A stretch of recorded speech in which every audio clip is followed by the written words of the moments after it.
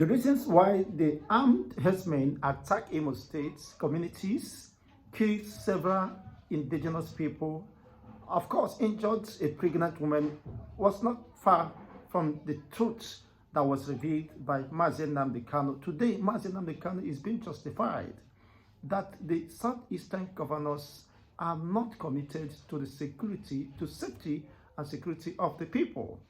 These are the same people who fought against the Eastern Security Network established by coordinated individuals to protect the entire Eastern forests against the invaders, against incessant killings, overrunning of communities by the same armed herdsmen who disguise themselves as herdsmen, but they are indeed terrorists whose primary objective and intention was to annihilate, embark on ethnic cleansing. This is quite very unfortunate and very disturbing. The same governors who fought against the Eastern Security Network has not done anything tangible to protect the people. Otherwise, this continuous attack, not just one, not just twice, repeatedly, wouldn't have been in the first place if the entire southeastern or eastern region forests are being combed and manned by the indigenous people. Of course, they would have prevented the escalations that we are seeing now as a result of negligence. Who should be blamed now? The Eastern Security governors must be blamed. The Eastern governors must be blamed for the continued escalations of insecurity that the Igbolites or the Imolites or the entire Igbo could no longer go to their farms. Not just a farm now. The major roads have been occupied. I mean, laying siege against innocent travelers and indigenous persons, killing them at will. What kind of life and society eventually has Igbo become to? This is alien, and it has never happened in the history of the Igbo people that their own forests, their own farmlands could no longer be protected, had been overrun by these militias, armed militias, terrorists whose primary objective was to destabilize the economic and societal activities, pushing people out of their ancestral homes, calling for safety to IDPs, different concentrations of IDP in the eastern region. Now, this has informed the reason why the lead counsel to Mazi Nnamdi Kanu, Barrister Aloy Ejima, has called on Igbo. Igbo, what are you doing? Of course, to need this at the board, it is becoming clearer that the Igbo race is being threatened, of course, by this recent wave of attack, coordinated attack, ethnic cleansing, going on gradual but consistent annihilation of the Igbo race. It is quite unfortunate. And while the governors fold hands, the likes of Uzodinma and his clique, fold hands and watch these incessant attacks and killings in a time where people, several communities in Delta are saying, no, we no longer want Fulanis or anything that could jeopardize our interests, sending them out of their communities. The governor of Imo State keep on embracing, spreading his hand to embrace aliens, foreigners, who came all the way from different Sahel regions down to Imo State, and unfortunately, majority of them are becoming safe haven to these nefarious elements that unleash mayhem. Now, you could not distinguish between a Fulani who is not a terrorist, who is not an armed Fulani militias, and the one going perhaps about their supposed activities or legitimate activities. Now, it has been alleged that most of them who appear to be innocent are informants. They study the terrain, of course, and get feedback to the people on how to navigate, and eventually the time and the hours they could hit communities in order to dislodge them. It's quite unfortunate. Let's see what Aloy Ejimakor have to say, it is a clarion call, a wake-up call for the Igbo people, irrespective of where you reside across the eastern region. It is becoming very clear that you must act. For those who believe that they are more engrossed by their business and what it only matters to them is money, it is only those who are alive, of course, will make use of the money, resources. Even when in 1970, the entire resources of the Igbo extraction was stripped off, and even the billionaires in pounds were given 20 naira because they were alive, because they are healthy, because they are not being threatened, in quotes, after the war. But they were not given any chances of survival. But because of resilience and doggedness and can-do spirit of an Igbo man, they were able to thrive. And history has all to, of course, to reveal today. But that notwithstanding, Igbos have become the envy of different ethnic nationalities, most importantly, those who want to dislodge the Igbos as a result of the natural endowment or resources inherent within the locality of defined territory known as the Igbo region or the Biafran region, in quotes. This is what Aloy Ejimakor has to say. It's a serious message and a matter of urgency that an average Igbo man must begin to think, home, how do we get our people protected? How do we get our families down there? And those who, of course, are resident within the region, the law-abiding residents, to be safe. It's quite unfortunate. Some politicians are still living in deep deception, thinking that they are secured. Perhaps they have nothing to fear. But when it matters most, of course, everybody will understand that security should be the business of everyone, regardless of your status, regardless of your economic or social status, or religious affiliation or belief. Security is a primary essence, is a primary responsibility of every individual. We are chief securities of ourselves, and every government that is not concerned or decisive about the security, and the welfare of our citizenry should be considered a failed state. And that's just the truth. That is nothing but the truth.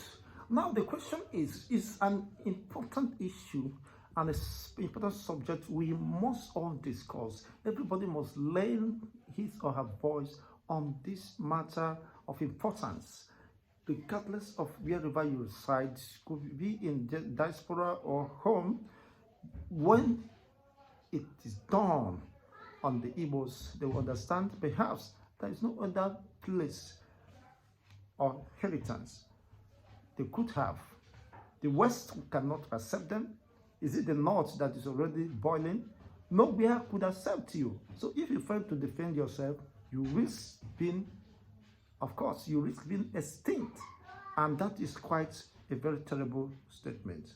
Now let's read what Aloy Ejimakor tweeted in his handle virtually about a few moments ago. Barely 2 weeks ago, terrorist herdsmen ravaged Imo State and left a trail of blood and anger. Days ago, that is most recent, despite what transpired in last 2 weeks, they have to relaunch the attack, and eventually the people were not at alert. They weren't ready. Of course, other communities was hit as well. It's quite unfortunate. They struck Enugu, and today, of course, they returned to Imo State. This is a coordinated ethnic cleansing that Ndi Igbo must convene together to stop. All forests in Igbo land must be combed. All forests in Igbo land must be combed.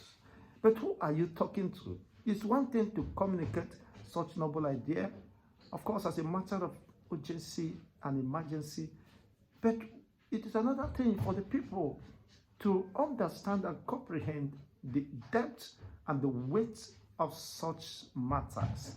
It is quite unfortunate that the governors, the traditional rulers who have become more or less stooges to political class, or the ruling class, is quite unfortunate that before the traditional rulers have to command certain influence and respect within their locality to ensure there is safety, there is coexistence and tranquility within their regions. The primary essence of those traditional rulers was to address the issue of insecurity and coordinate the people to cohabit together. But today, you see the traditional rulers, of course, has lost their voice. They lost their voices. What are the traditional rulers? What are they doing? What are the vigilantes? That communities were hit by these armed terrorists, and eventually 2 weeks after, they came to other communities and were able to succeed, unleash mayhem, kill several indigenous people, and still went unapprehended. They went scot-free. They retired to the forests of the eastern region that have been taken over by the terrorists. They have consolidated, established their base within the same Igbo communities. What does that mean? The battle is no longer, of course, between you and other states. Is being taken to the inner cycle of the Igbo people, to the communities. Your bush has been taken over. What is left in event of eventualities or attack, coordinated attack, once you want to escape into the forest, you'll be gunned down. Of course, being on the major roads, your person will be slaughtered. So Igbos, at a stance now, has been rounded up. And Ejimako is calling again. This is not the first time. He's not the first time, of course, making this clarion call. We have been addressing the masses, and many people of notable personalities has been speaking up. Just the like of Mazen Namdekan, Simon Igba, for the reason why they are being persecuted today. They want to protect their own people. They are not coming after any ethnic nationality. They are not transversing or trespassing, of course, other people's territorial regions, but within the confines defined as Biafra, the eastern region. Of course, they want to protect their people against possible invasion. These are not mere rhetorics. These are realities. These are programs that have been set in motion for several decades, and they are doing whatever they could to exterminate the entire region or population of the eastern region. Just as one of them said, by the time they are done with the Igbos, they will no longer remain relevant in Nigeria. And some people took that lightly. Some people take that lightly and, of course, went about their business. And when you talk, their indifference, it doesn't concern them, except they become or fall victims of kidnapping or directly affected, or it affects their immediate families. You see them reacting. But beyond reactions, there is need to rise up. And this informs the position of Aloy Ejimako. What are the Igbos doing? Ndị Igbo. That is what Barrister Aloy is calling. He said Ndị Igbo. And he was very clear and unmistaken in his statement. He said, Ndị Igbo, how long can we continue like this? How long can we continue like this?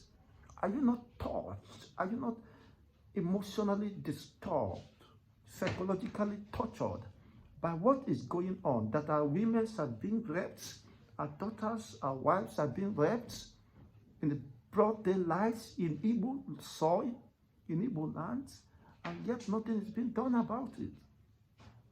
Are you not emotionally disturbed, perturbed by what is going on? It's Igbo. How long can we continue like this? If you're an Igbo man watching me, spread this news, share this video, and start with yourself. How long shall we continue like this? How long will lembe? Kageji anyị na-achụ aja ruo ole mgbe ka anyị ga-anọ ndị iro na-egbu anyị dịka atụrụ na-enweghị uche? Ruo ole mgbe ka anyị ga-anọ dịka atụrụ na-enweghị uche? We left our entire destiny in the hands of selfish and irresponsible politicians who has not done anything. Unfortunately, they receive monthly security votes and could not account for that. People have been died, have been killed, have been died under their watch. Now that is a direct statement. How long can we continue like this? A few days ago in IMO State, it was a girl of kidnapping and murders by these same people. By these same people, not that they are known. Oftentimes, they tend to change the narrative, to shift the blame to the indigenous people, that they are the one killing themselves. While underneath, of course, they are doing their job, hiding under cover. When they perpetrate, unleash such mayhem, they want to shift it to the indigenous people of Biafra. Not until when they were busted that eventually people will begin to see that majority of the people engaging in kidnapping, in killing, in abduction, aren't from the eastern region. Some are from Taraba, Zamfara, Yobe, Sokoto, and the rest of the Bauchi and the rest of them. Begin to ask, how did they get to occupy those forests without the locals being aware? Most of them have been moved, conveyed through the night, of course, to the forest beds of the eastern and be distributed along the forest beds of the eastern region, the Igbo lands.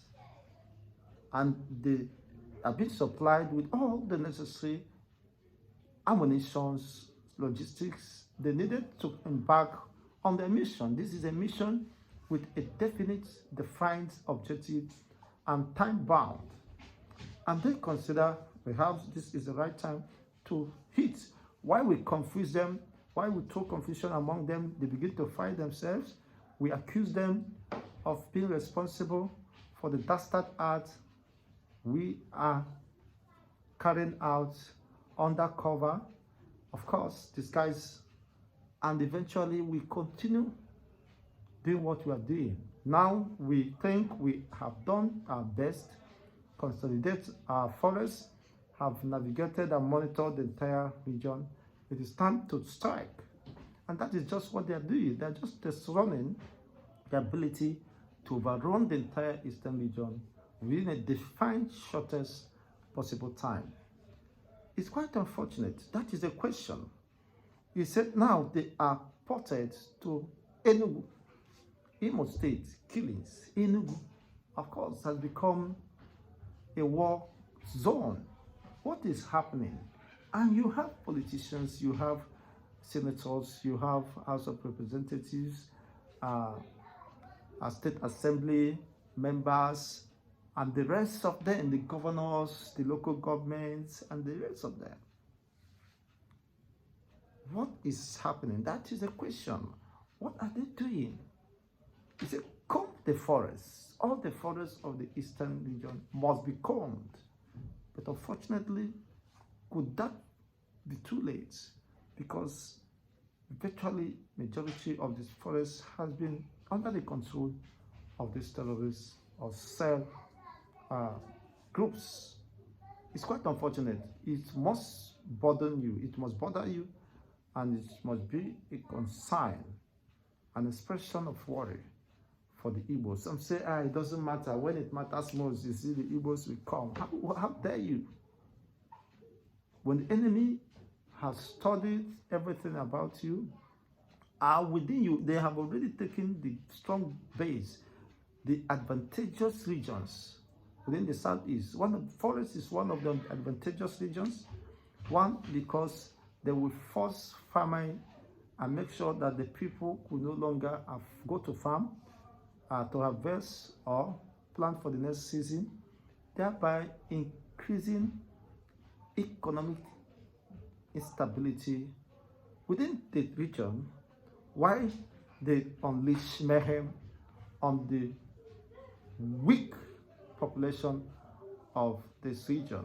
And of course, they have the resources. They are being sponsored, heavily sponsored, and strategically coordinated. So it is left for the Igbos to answer this question. If you're an Igbo man, let me know what you think is the way forward. Don't forget to like, share, and turn on the notification button for more political discourse. It's a matter of concern.